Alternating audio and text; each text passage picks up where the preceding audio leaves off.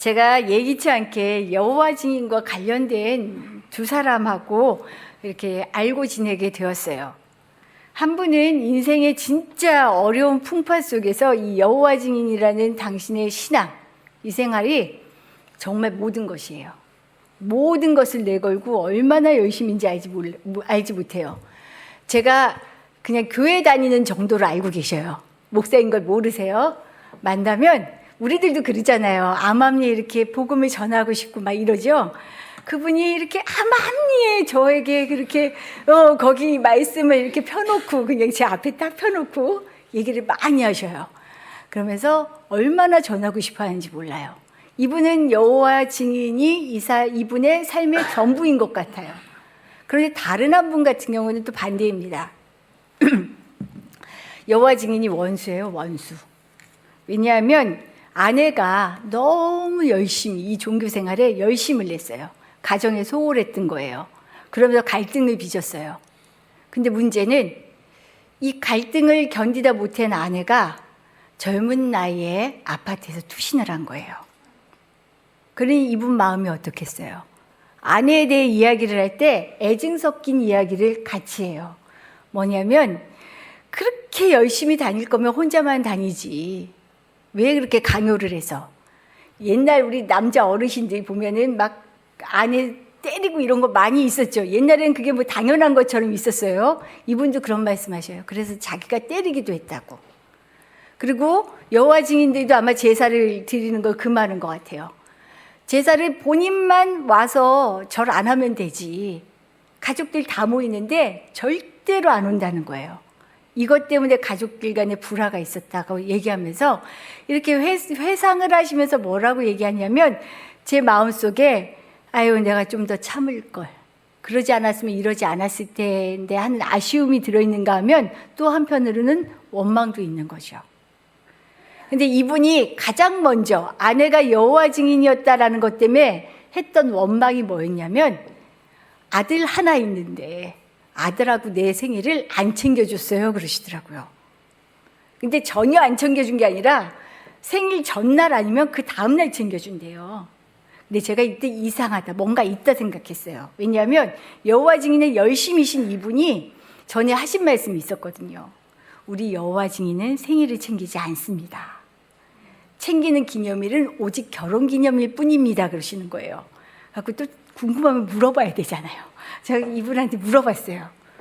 여호와 증인 왜 생일을 안 챙겨요 했더니 나름의 이유가 있어요. 성경 속에 생일이 2번 나온대요. 그 중에 하나가 그 헤롯 왕이 생일날 잔치를 베풀었죠.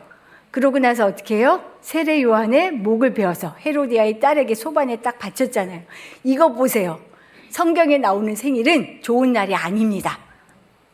거기다가 예수님의 탄생도 날짜가 이거는 있는 얘기죠. 명확하게 12월 25일이라는 증거는 없습니다. 아닐 가능성이 많습니다. 그래서 우리는 성탄절을 챙기지 않습니다. 제가 이 얘기를 들으면서 일리는 있어요. 틀린 말은 아닐 수도 있어요. 그런데 그리고 제가 여호와 증인을 진짜 예기치 않게 만나면서 느낀 점 중에 하나는 여호와의 증인으로 살아야 한다.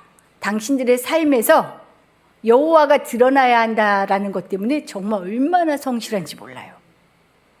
굉장해요, 굉장해. 전 깜짝 놀랐어요. 그러면서 우리는 예배도 여성들은 다 치마를 입고 간대요. 지금도. 가장 단정한 모습. 치마 길이도 이렇게 짧으면 안 돼요. 그래서 제가 깜짝 놀랐거든요. 나름대로의 룰이 있어요. 그런데 제가 너무 안타까운 거예요. 정말 가슴을 치도록 안타까웠던 것. 뭐냐면 이들에게 말씀을 지키려는 마음과 열심도 있는데 말씀을 문자로만 보는구나.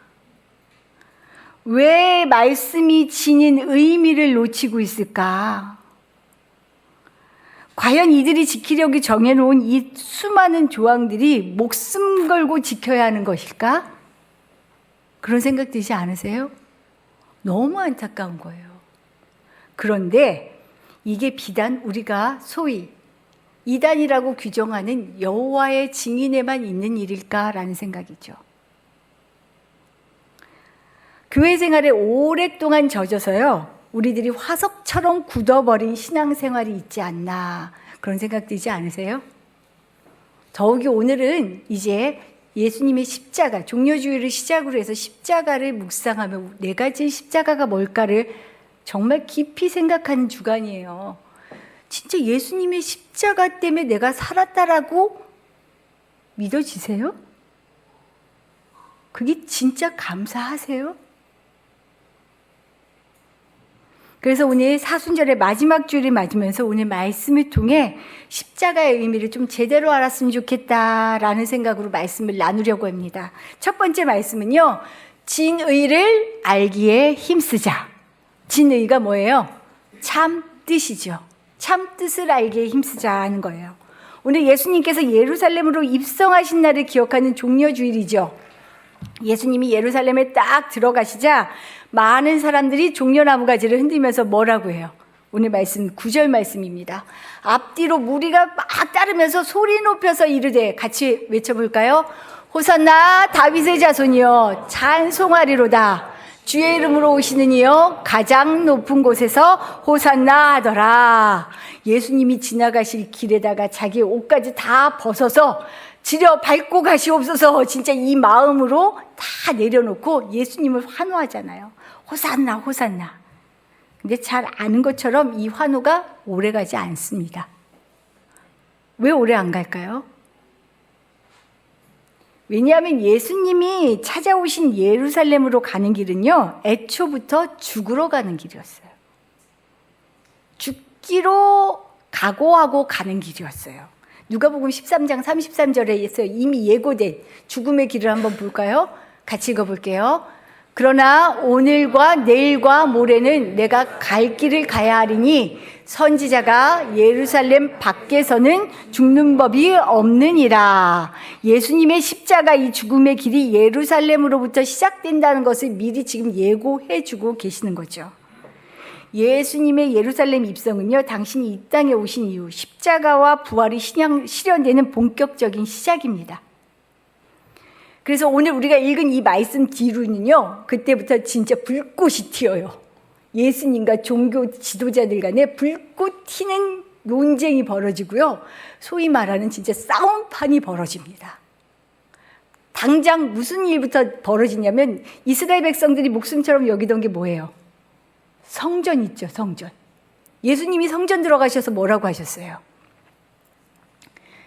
내 아버지 기도하는 집에 누가 이렇게 강도의 소굴을 만들었냐, 그러면서 이 상들을 다 엎어치우셨잖아요. 난리를 치신 거예요. 그럼 이거 보고 가만히 있겠어요? 지도자들이? 종교 지도자들이? 누가 너한테 이런 권위 줬어? 이게 바로 오늘 말씀, 읽은 말씀 뒤에 나오는 부분이에요. 그렇게 옥신각신 논쟁을 벌입니다. 근데 제자들이, 종교 지도자들이 예수님하고 얘기하면 얘기가 돼요, 안 돼요? 안 돼요. 말로 이길 길이 없어요. 제가 아까 일부 예배 때도 드럼 치는 저희 큰 아드님, 철학과예요. 저는 뭐 했어요, 공부를? 나름 신학했어요. 둘이 의견이 부분하잖아요. 아주 저희도 첨예하게 피 튀기게 싸웁니다. 이게 이렇고 하는데, 요즘 젊은 친구들하고 얘기하다 보면요, 보이지 않는 벽이 하나 있어요. 자기들의 성이 있어요. 그러면 얘기를 제가 듣다 그래요. 말을 하다 안 되면, 야! 저기 우리 청년들 같은 데 있는데, 제가 이래요. 야! 그만해! 너랑 얘기하기 싫어! 어디서 궤변을 늘어나? 그러면 얘가 어이가 없나 봐요, 엄마의. 그러지 않고서는 말이 안 끝나거든요. 속으로는 저건 뭐 틀렸다 뭐라 말하기는 어려운데 막 속으로는 부글부글 끓는 거예요. 종교 지도자들이 그랬을 거예요. 예수님을 보면서. 뭐라고 딴지를 걸고 싶은데, 걸려 넘어지게 해야 되는데 걸 방법이 없어요. 근데 예수님은요, 그 다음 23장, 마태복음 23장 보면 사실 예수님 이때부터요, 죽으려고 작정하신 거예요. 뭐라고 얘기하냐면 화를 선포하셔요. 서기관과 바리새인들에게 화 있을진저 하면서 뭐 독사의 자식들아, 회치다 무덤들아, 난리가 납니다. 결국 어떻게 되는 줄 아세요? 예수 어떻게 하면 눈에 가시 같은 예수 죽이고 싶었잖아요. 어떻게 죽일까 맨날 의논했잖아요. 정말 화를 북돋고 북돋아서 궁지를 몰고 가면 어떻게 되는 줄 아세요? 죽여요, 죽여. 그래서 십자가형까지 가게 된 거예요. 오늘 예루살렘의 입성을 통해 십자가까지 가게 되는 거죠. 예수님요? 야, 폭발하듯이 그동안 골마있던 게 폭발한 것처럼 예수님이 서기관과 바리새인들에게 하시는 말씀 몇 가지만 볼게요. 오늘 15절 말씀 우리 보면요. 화 있을진저 하며 노란 글씨 한번 볼까요? 너희는 교인한 사람을 얻기 위하여 바다와 육지를 두루다니다가 생기면 너희보다 배나 더 지옥 자식 되게 하는도다. 아니, 하나님의 아들이 이런 독서를 품어요. 너희 열심히 있는 거 알아. 니네가 얼마나 열심히 돌아다니면서 교인 만들려고 하는 거 다 아는데 니네가 그래봤자 오히려 배나 더 지옥 자식 만들잖아. 이뿐만이 아니었어요. 23절 말씀 볼까요? 화 있을진저 외식하는 서기관과 바리새인들이여, 같이 읽죠. 너희가 박하와 회양과 근처의 11조는 들이되 율법에 더 중한 바 정의와 긍휼과 믿음은 버렸도다. 보세요. 너희가 열심도 있고 나름 어때요? 바칠 것도 다 바쳤어요. 내놓을 것도 다 내놓았어요. 그런데 아니라는 거죠. 지금 서기관과 바리새인들 입장에서는 어떨까요? 세상 억울하지 않겠어요? 이렇게 열심히 했는데 나처럼 목숨 걸고 하나님 말씀 지키려고 한 사람이 없었는데 라는 생각 들지 않겠어요? 그리고요, 정말 잘 아시겠지만 아무리 좋은 말, 아무리 옳은 말도요, 나를 공격하듯이 하면 어때요? 사람 심리가? 우선은 방어부터 해요. 안 받아들여요. 절대 못 받아들여요. 그럼에도 불구하고 예수님께서 왜 이들에게 화 있을진저, 화 있을진저, 자기가 이렇게 건드리다간 진짜 죽게 생겼는데도 왜 이런 말씀을 퍼 부으셨을까요? 이유는 다른 것이 아닙니다. 겉모습은 하나님을 닮은 것 같지만 알맹이는 세상의 욕망 덩어리인 것을 알았기 때문에 겉은 아름답고 깨끗한데 속에는 썩어 문드러진 죽은 뼈들이 득실득실하는 걸 알고 있었기 때문에 말씀하신 거예요. 주님의 관심은요, 우리가 당신의 마음을 제대로 알고 그 마음에 맞추어 사는 것입니다. 그러니 주님의 뜻, 참 뜻, 그 진리를 바로 알고 사는 게 얼마나 중요한 일인지 아시겠죠? 나의 열심만으로, 나의 헌신만으로 주님께 제대로 다가갈 수 없어요. 진리를 알아차리고 열심히 붙잡고 헌신하는 그 마음 없이는 내가 하는 열심과 열정이 헛일이라는 거죠. 아니, 오히려 안 하는 게 나을 수도 있을 만큼이요. 그래서 우리가 하나님의 말씀을 들을 때마다, 하나님의 말씀을 읽을 때마다 문자, 글자에 매이지 않고요, 그 뜻을 알아가려고 하는 이 마음이 정말로 중요합니다. 주님께 기도하시기 바라요. 하나님, 하나님의 마음이 알고 싶어요. 정말 주님의 마음이 알고 싶어요. 그렇게 살고 싶어요. 이런 마음으로 주님께 다가가시기를 부탁드립니다. 그렇다면 어떻게 말씀의 참뜻을 알 수 있을까요? 어렵지 않아요? 진짜 어렵잖아요. 다른 거 다 차차고요. 우선 첫 번째 꼭 이 과정을 거치셔야 돼요. 사랑이라는 렌즈를 끼고 말씀을 보아야 합니다. 사랑이라는 렌즈. 왜냐하면 예수님께서 십자가라는 그 고난의 길을 피하지 않고 가신 것은요, 다른 게 아니에요. 우리를 향한 사랑 때문이었어요. 우리를 향한 사랑 때문에. 그래서 우리가 두 번째로 볼 말씀은요, 십자가는 사랑이다. 십자가는 사랑입니다. 우리 배너 커바디스 이런 영화 보면, 너무 옛날 영화만 얘기했죠. 이런 영화 보면요, 웅장해요. 세상의 왕이 나올 때 어때요? 뭐 굉장하잖아요. 뭐 방파레가 울리고 엄청난 마차들이 다 동원되고, 뭐 대통령이나 한 나라의 대통령이나 뭐 이렇게 세워질 때에도 그러잖아요. 대단해요, 그 화려함은. 그런데 오늘 하나님 나라의 왕으로 오신 예수님의 등장을 한번 보죠. 어때요? 너무나 대조적이죠. 너무 초라하지 않아요? 전 속으로 그랬어요. 내가 만약 예수님이었다면 난 그 나귀도 그냥 나귀도 아니고 새끼 나귀를 타고 정말 가기 싫을 것 같아요. 내 속으로 그런 말을 했었어요. 속으로, 하나님, 나 그냥 걸어갈게요. 싫잖아요. 너무 초라해 보이잖아요. 너무 없어 보이잖아요. 그런데 왜 이 새끼 나귀를 타고 가게 하셨을까?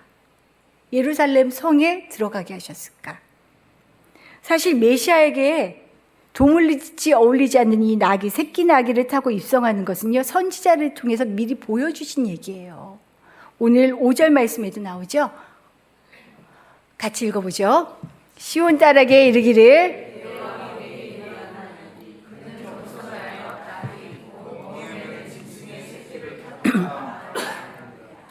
선지자들이 예언한 하나님이 보내시는 메시아는요, 겸손한 분이에요. 나귀는 겸손해서 라고 얘기하죠. 이것을 타게 했다. 겸손하신 분이에요. 하나님이 보내신 메시아는 강력한 정복자가 아니었습니다. 나귀 새끼를 타고 오실 만큼 겸손한 왕, 평화의 왕이셨어요. 당대의 모든 사람들은 어땠어요? 로마를 뒤엎고 이스라엘을 회복할 거라고 기대하고 상상했죠. 그런데 하나님의 계획은 전혀 달랐어요. 세상에서는 다른 사람을 이기며 사는 법을 가르치잖아요. 그런데 하나님은 다른 사람을 사랑하며 살아가는 법을 말씀하고 계셔요. 그래서 남의 피를 흘리는 칼과 무기의 혁명이 아니라 자기 피를 흘리는 사랑의 혁명으로 당신의 나라를 이루신다 말씀하시는 거예요. 이것이 십자가의 능력이며 시작입니다. 전혀 방식이 다르죠. 이처럼 왕의 오심에서부터 세상의 나라와 하나님의 나라의 차이는 너무나 분명해요. 달라요. 세상 나라는 권력과 돈의 힘으로 세워진다면요, 하나님의 나라는 어때요? 낮추고 섬김으로, 자기 희생으로 세워지는 나라예요. 힘으로 세워지는 나라가 아니라 사랑으로 세워지는 나라가 하나님의 나라예요. 그럼 이제부터 봐야죠. 나는 사랑으로 살고 있는가? 나는 무엇을 쫓고 있는가? 맨날 나의 십자가를 지켜야 하는데 진짜 사랑으로 살아가기 위한 나의 희생과 섬김을 각오하고 있는가? 이게 중요한 거잖아요. 예수님께서는요, 예루살렘으로 들어가시기 위한 준비부터 남달랐어요. 나귀를 준비하는 과정 역시도요, 오직 순종을 통해서만 이루어집니다. 두 제자에게 얘기하죠. 저기 가서 나귀를 달라고 얘기해라. 그러고 돈도 안 줘요. 돈도 안 보내주고 그냥 달라 그래요. 주가 쓰시겠다 이 말만 하래요.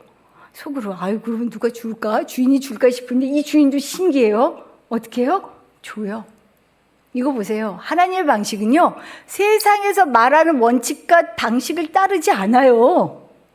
그냥 말씀대로 따라가고 순종하고 또 내 것을 내어주는 헌신이 있었더니 이 나귀 새끼가 준비되는 거죠. 이렇듯 하나님의 나라는요, 순종을 통한 자기 희생과 사랑으로 성취되는 평화의 나라입니다. 이 평화의 나라는요, 주님의 뜻을 제대로 아는 참 뜻이 충만할 때 이루어져요. 우리 이 평화의 나라가 어떤 모습인지 한번 볼까요? 이사야 11장 9절입니다. 제가 하얀 글씨를 읽을게요. 노란 글씨를 한번 읽어보세요. 내 거룩한 산 모든 곳에서 해됨도 없고 상함도 없을 것이니 이는 물이 바다를 덮음같이 하나님의 나라, 해됨도 상함도 어느 누구도 아픔도 없는 이 나라는 여호와를 제대로 아는 지식이 세상에 충만할 때 임하는 나라예요. 그럼 우리가 하나님의 참 뜻을 제대로 알아야, 뜻을 제대로 알 때 하나님의 나라 이 땅에 임할 수 있겠죠. 하나님의 세상, 하나님의 나라는 세상의 이치와 세상의 방식으로 이해할 수도 없고 만들어지지도 않아요. 그러니 하나님의 나라를 살기 원한다면 세상에서 살던 나의 모든 생각과 삶의 방식을 허무는 결단과 노력이 있어야 해요. 저절로 안 돼요. 살아오던 방식이 있는데 어떻게 그게 저절로 돼요? 진짜 의식적으로 노력해야 가능한 일이에요. 하나님을 진짜로 알려고 하는 이 노력. 여러 사람이 있지만 우리 모두 같지 않죠? 가족들도 참 다르죠? 저는 진짜 신기해요. 왜 자식이 둘밖에 없는데 세상 반대예요. 한 놈은 고구마, 한 놈은 감자. 좋아하는 것도 다르고요. 정말 전혀 달라요. 신기하잖아요. 근데 이 다른 것을 세상에서는 어떻게 얘기해요? 너 틀렸어 라고 얘기해요. 정말 틀린 걸까요? 다른 거예요, 다른 거. 사람마다 살면서요, 꽂히는 부분이 있어요. 집중하는 부분이 있어요. 자기가 꽂히는 부분에 집중하는 것 매우 중요합니다. 참 귀해요. 하지만 여기서 중요한 가치가 하나 있어요. 아무리 내가 옳은 것을 말해도, 그래서 그릇된 것을 고치려고 해도 진리인지에 대한 성찰이 있어야 하고요. 이것을 말할 때 내 안에 사랑이 없으면 말하지 말아야 돼요. 오히려 분열과 분리를 낳아요. 예수님이 이런 말씀을 하셨어요. 마가복음 9장 말씀을 보면 제자들이 얘기해요. 어우, 세상에 예수님, 우리 속하지도 않은 사람들이 예수님 이름으로 귀신을 내쫓네요. 그래서 못하게 했어요. 금했습니다.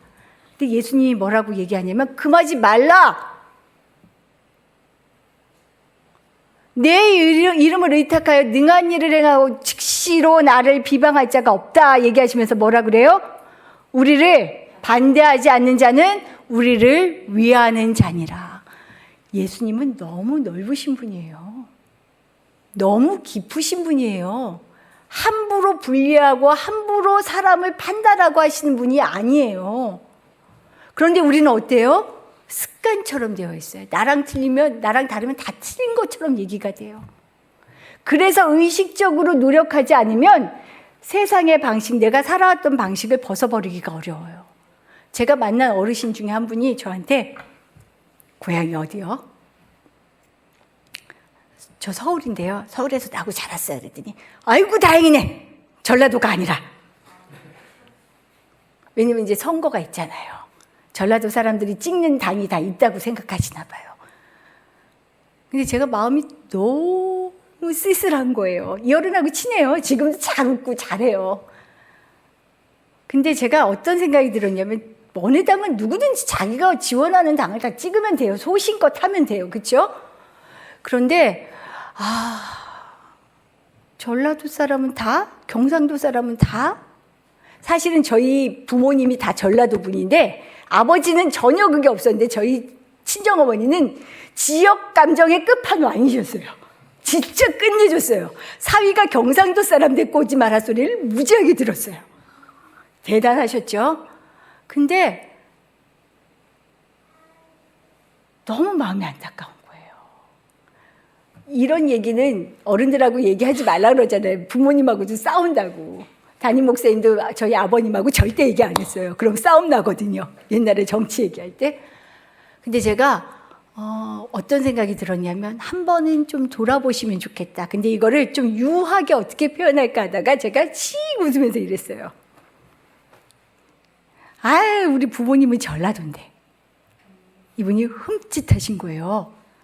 깜짝 놀라신 거예요. 그래서 우리 부모님은 전라도인데 그냥 그러고 제가 했던 이유가 한 번만 흠칫하시라고. 논쟁할 건 없지만 한 번만 더 생각해 보시라고. 이 작은 땅덩어리에서 전라도면 어떻고 경상도면 어떻고 충청도면 어때요.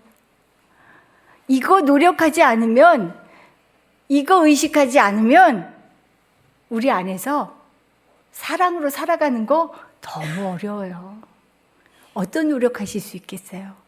이 땅에 하나님의 나라를 만들기 위해 내가 할 수 있는 십자가는 뭘까? 내가 어떻게 사랑으로 살아갈 수 있을까? 우리 큰 그림만 그리지 말고요. 내가 할 수 있는 일들을 좀 생각해 보면 좋겠어요.